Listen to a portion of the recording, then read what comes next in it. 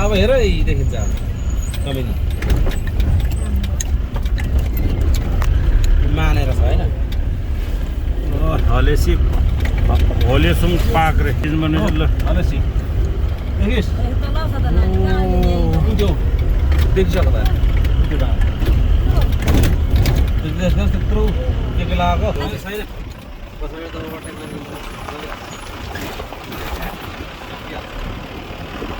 दामी है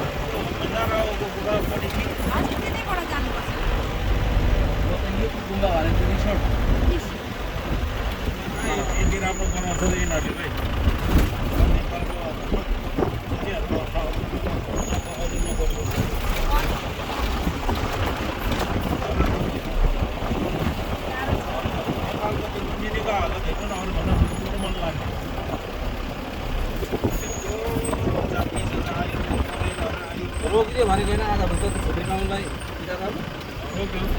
त्यही छेत्री बाहुन त सयमा छ त लगो फुल लगो किनेकान्ति लगो साथ्यो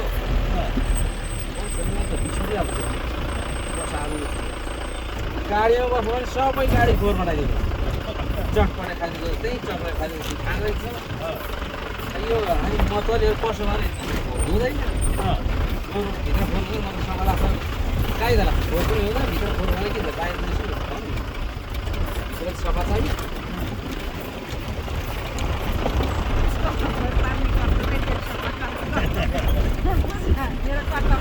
हातभन्दा पनि बाहिर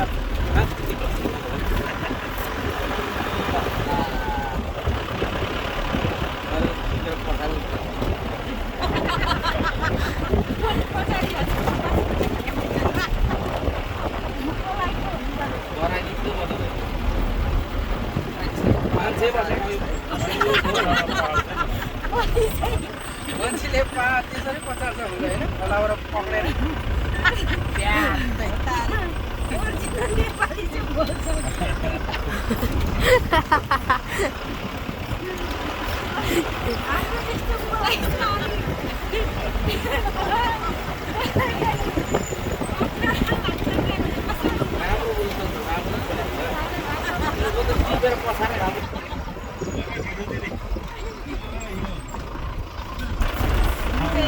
नरम नरम पनि हुँदैन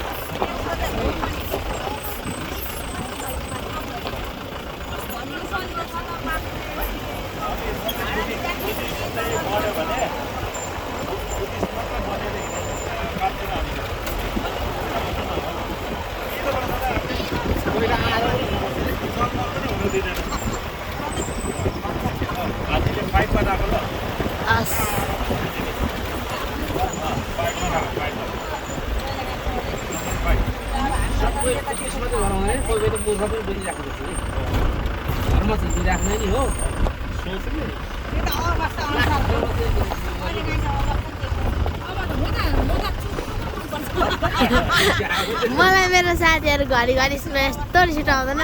चक्कै चक्क दिन्छ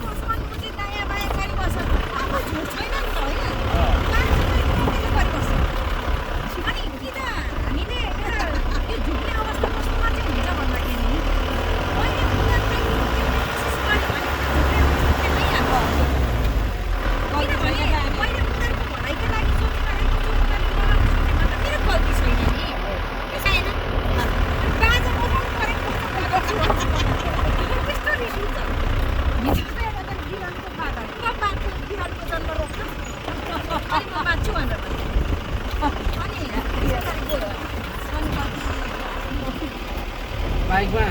कुद्दै आएको बिरालो बाटो काटेको छ बाटो काटेछ त्यो बच्चाहरू हिँड्दाखेरि बिरालोले बाटो काटेछ यो बच्चा हिँड्दा पो बच्चा हिँड्दा क्या यसरी रोड हिँड्दै मान्छे हिँड्दा पनि त्यस्तो मान्छे हिँड्दा बिरालोले बाटो काट्यो भनेर त सानो बच्चाको मिस्टेक पनि त्यो भएको क्या किनभने गाउँमा त्यो छेउछाउमा गएको मैले बुझेँ अनि त्यो एउटा केटी चाहिँ उभिरहेको थियो मेरो पसल अगाडि अन्तखेरि मलाई यसो हेरेर यो बिरालो पाल्ने चाहिँ यो बाँधेर राख्नु नि त्यो बिरालो पाल्ने कोही त्यो बिरालोलाई बाँधेर तिमी राख्नु सक्नु बाँधेर टाइटतिर पठाउँछ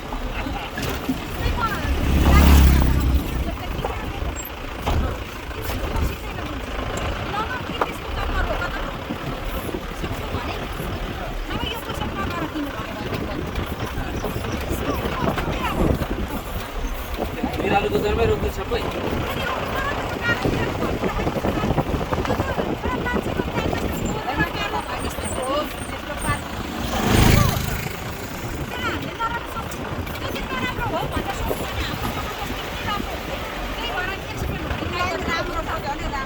एकचोटि एउटा केटालाई भने गाडी दिएको बिरालोले बाटो काटेर बिरालोबाट पनि गाडी आउँछ उता बङ्गीसँग गाडी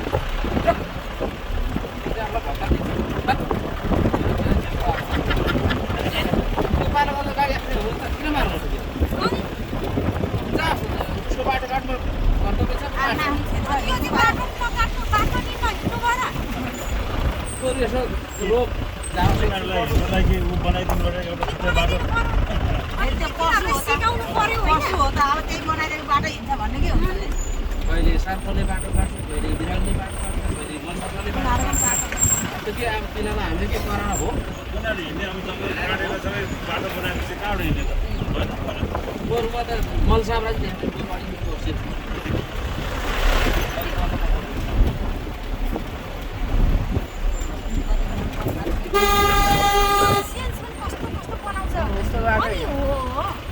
यस्तो बाटो हिँड्नु त त्यो कालिम्पोङको 6 माइल 7 माइलको बाटो आइपुगेको जस्तो हो नि हो त्यस्तै छ त्यस्तै त छ नि गाडीको लाइन त्यस्तै हुन्छ तर त्यहाँको बाटो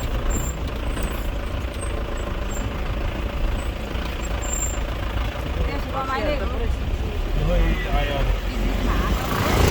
होइन मैले बोलेको अरूलाई डिस्टर्ब हुन्छ कि भन्छु क्या त्यो मान्छे एक्लै जाउँ न एकछिन पस गुरु रमेश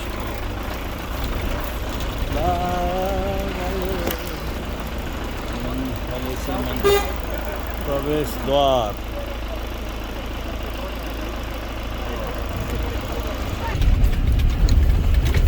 ल सङ्गीतहरू चाहिँ ल भित्ता देख्नु भयो नि त्यहाँ